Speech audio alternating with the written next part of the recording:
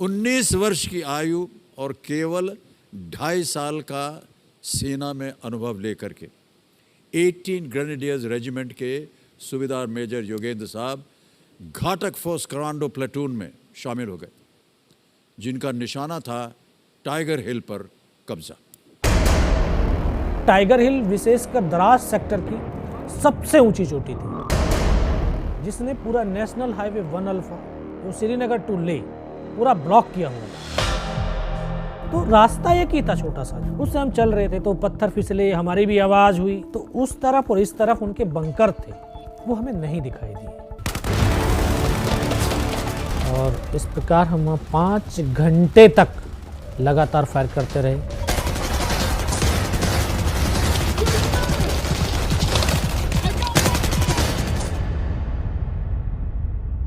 और आखिरकार वो पल भी आया जिसमें मैंने अपने एक एक साथी को अपनी आंखों के सामने खोता हुआ देखा।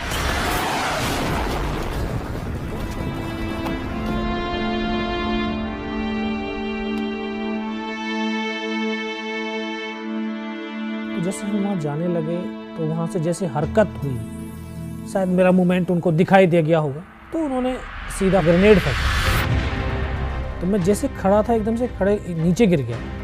मुझे आभास हुआ कि शायद मेरा पैर कट गया और मैं नीचे एकदम से गिरते हैं एकदम हाथ मारा पैर में, पैर तो ठीक था। एक और ग्रेनेड आगे जा कर के फटा, उसका एक स्प्लिंटर आया, उसने आकर के यहाँ से ये पूरा काट दिया। फिर भी मैं रेंगता हुआ अपने उस साथी के पास पहुँचा। उन्होंने अपनी फील्ड पट्टी निकाली, उसकी पॉलीथिन फाड़ने के लिए उनका हाथ यहाँ तक पहुँचा था, यहाँ पे गोली लगी।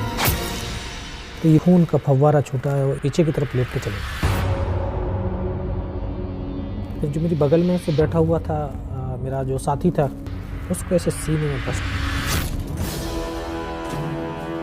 उन्होंने इस तरह से आकर के हमको घेर लिया। उनको लगा कि ये सब मर चुके हैं, तो उनके पाकिस्तान के 2 सैनिक आए आकर के हमारे जवानों के शरीर के अंदर गोलियां दागने लगे। डेड बॉडी ऐसे उछलती थी ऊपर की तरफ, मैं भी इस तरह से ऐसे पड़ा हुआ था। उसने फर्स्ट में यहाँ पर ब्रस्ट मारा, फिर मेरे पैर में 2 जगह पे मारा। मैं देख रहा हूँ कि धुआं निकल रहा है, लेकिन उस गोले की पीड़ा को चुपचाप पड़ा सहता रहा। तब मुझे लगा यार अब नहीं बचूंगा, लेकिन कहते हैं कि जाको राखे साइयां मार सके ना कोई। जब उसने गोली चलाई तो यहाँ पर पर्स में 5-5 रुपए के कुछ सिक्के भी थे। जब गोली जाकर के सिक्कों पे टकराई तब मेरे पास एक हैंड ग्रेनेड था, मैंने उसको पिन निकाली और उसके ऊपर ऐसे फेंका। यहाँ से उसका पूरा सर उड़ा और वो हमारे ऊपर आकर के गिरा। जो पाकिस्तान के दूसरे सैनिक थे उनमें खलबली मची कि इनमें से कुछ जिंदा है, कुछ बोले जिंदा नहीं, नीचे से रिइंफोर्समेंट आ गई है, तो उनमें खलबली मची। मेरा पास वही एक मौका था, मैंने दोनों हाथों से उसकी राइफल को उठाने की कोशिश करी, ये हाथ हिला नहीं। एक हाथ से राइफल उठाई, वहां से ब्रस्ट फायरिंग किया, 4-5 पाकिस्तानी सैनिकों को मौत की नींद सुला दिया। फिर बाएं हाथ से पलटा खाया, दूसरे पत्थर से 3-4 जगह से फायरिंग किया। तो जो उनका मोमेंटम था, जो हौसले थे, परस्त हो चुके थे, वो भाग खड़े। उस समय जहन के अंदर एक ही पागलपन था, अपने साथियों को बचाना। मैं बहुत 500 मीटर लगभग नीचे रोल करता हुआ आया और अपने साथियों जो नहीं चढ़ पा रहे थे दुश्मन की भारी फायरिंग की वजह से, वहाँ तक पहुँचा। फिर उन्होंने मुझे पकड़ा, वो फर्स्ट एड दिया, लेकिन ब्लड इतना निकल चुका था कि दिखाई देना बिल्कुल बंद हो गया था। तभी डॉक्टर साहब आ गए, उन्होंने ग्लूकोज की बोतल पिलाई, थोड़ी सी एनर्जी महसूस हुई। तो लास्ट में उन्होंने बोला कि बेटे जवान की रिक्वायरमेंट क्या है? मैं कहा साहब जवान की रिक्वायरमेंट एम्युनिशन और फील्ड पट्टी की है। बोला खाने के लिए नहीं चाहिए, सर भूख नहीं लगती। और वहीं से मुझे बेस हॉस्पिटल दिल्ली रेफर कर दिया और 16 महीने तक उस हॉस्पिटल में मैं रहा। 16 महीने तक आपका इलाज चलता रहा जी।